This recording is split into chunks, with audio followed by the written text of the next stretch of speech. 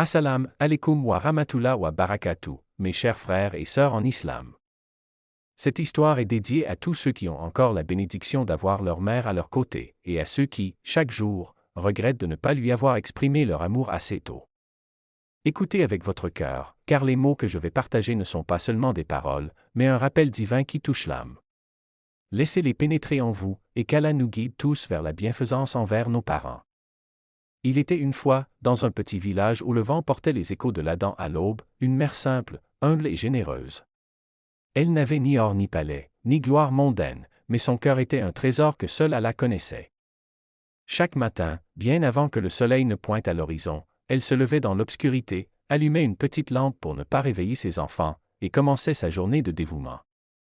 Elle balayait la maison avec soin, préparait un repas chaud avec ce qu'elle avait parfois juste du pain et des dattes et veillait sur ses petits comme une lionne protège ses lionceaux. Ses mains, usées par le travail, étaient marquées par les traces des lessives interminables, des repas cuisinés avec amour et des nuits passées à veiller sur un enfant fiévreux. Quand son enfant tombait dans la poussière en jouant, elle accourait, le soulevait avec tendresse et essuyait ses larmes tout en cachant les siennes. Sa douleur était plus grande que celle de l'enfant, car une mère ressent chaque égratignure comme une blessure à son propre cœur. Et la nuit, quand le monde dormait, elle se prosternait en prière, levant les mains vers le ciel. Ô Allah, le tout miséricordieux, protège mon enfant des épreuves de ce monde, guide ses pas sur le chemin droit. Et fais que sa vie soit remplie de baraka et de bienfaits. Amin. Ces invocations n'étaient pas de simples mots, elles étaient le fruit d'un amour pur, inconditionnel, qui transcendait le temps et l'espace. Allah, exalté soit-il, nous rappelle dans son livre saint l'immense place des parents, et particulièrement des mères, dans notre vie. Dans la sourate Luqman, verset 14, il dit « Et nous avons enjoint à l'homme la bonté envers ses parents. » Sa mère l'a porté avec peine sur peine, et son sevrage a lieu à 2 ans.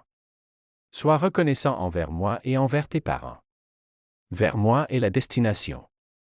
Ce verset nous peint un tableau vivant des souffrances physiques et émotionnelles qu'endure une mère, 9 mois de grossesse marqués par la fatigue, les nausées, les douleurs, suivis d'années d'allaitement et d'éducation. C'est un rappel que notre existence même est un don divin à travers elle. Et dans la sourate Al-Isra, verset 23, à la commande, et ton Seigneur a décrété, n'adorer que lui, et, marqué, de la bonté envers les pères et mères, si l'un d'eux ou tous deux doivent atteindre la vieillesse auprès de toi. Alors ne leur dis point, fille, et ne les brusque pas, mais adresse-leur des paroles respectueuses. Imaginez, même un simple « ouf » ou un soupir d'impatience est interdit. Cela nous enseigne que le respect envers les parents n'est pas une option, mais un commandement divin. Et dans la sourate Al-Ankabut, verset 8, « Et nous avons commandé à l'homme la bienfaisance envers ses parents. Mais si ceux-ci te forcent à m'associer ce dont tu n'as aucune connaissance, alors ne leur obéis pas, vers moi est votre retour, et alors je vous informerai de ce que vous faisiez. » Ici, Allah équilibre la bienfaisance avec l'obéissance à lui seul, mais il place les parents juste après lui dans l'ordre des priorités. Le prophète Muhammad, que la paix et les bénédictions d'Allah soient sur lui, a élevé la mère à un rang inégalé. Dans un hadith rapporté par Ahmad, il a dit « Le paradis se trouve sous les pieds des mères ». Cela signifie que l'honneur et le respect envers la mère sont une clé pour entrer au paradis. Pensez-y, en servant sa mère, en la rendant heureuse, un enfant pave son propre chemin vers les jardins éternels. Un autre hadith, dans Tirmidhi, affirme que celui qui veut que sa vie soit prolongée et ses provisions augmentées honore ses parents et maintienne les liens de parenté. Et lorsqu'un compagnon demanda au prophète qui mérite le plus notre compagnie et nos bons soins, il répondit 3 fois, « Ta mère, ta mère, ta mère. » Puis, « Ton père », rapporté par Muslim. Pourquoi 3 fois la mère? Parce que ces sacrifices sont triples, la grossesse, l'accouchement et l'éducation. Permettez-moi de partager une anecdote tirée de la vie des compagnons pour illustrer cela. Aïcha, que Allah soit satisfait d'elle, rapporta que le prophète reçut un jour un cadeau précieux et le donna à une femme âgée. Quand on lui demanda pourquoi, il répondit, « C'est la mère d'un tel, et elle mérite le meilleur. » Une autre histoire, un homme vint au prophète et dit, « Ô messager d'Allah, j'ai porté ma mère sur mon dos pour accomplir le Hajj, ai-je remboursé ma dette envers elle ?» Le prophète répondit, « Non, pas même pour une seule contraction pendant l'accouchement. » Ces exemples nous montrent que rien ne peut égaler les sacrifices d'une mère. Pourtant, hélas, parfois l'enfant grandit et oublie. Il devient occupé par le monde, le travail, les amis, les distractions numériques qui volent son temps. Il répond sèchement à un appel de sa mère ou l'ignore quand elle raconte ses souvenirs. Pas maintenant, maman, je suis fatigué, dit-il, sans réaliser que ses mots blessent comme une lame. Mais la mère? Elle continue d'aimer, de pardonner, de prier. Même dans sa solitude, elle murmure, « Ô Allah, pardonne à mon enfant, rends-le pieux et prospère. » Et savez-vous? Chaque sourire sur le visage de l'enfant, chaque réussite dans sa vie, un emploi stable, un mariage béni, une santé préservée est souvent le fruit de ces invocations silencieuses. Le prophète a dit, les invocations de 3 personnes sont exaucées sans aucun doute, l'invocation du parent pour son enfant, celle de l'opprimé et celle du voyageur, Abu Daoud.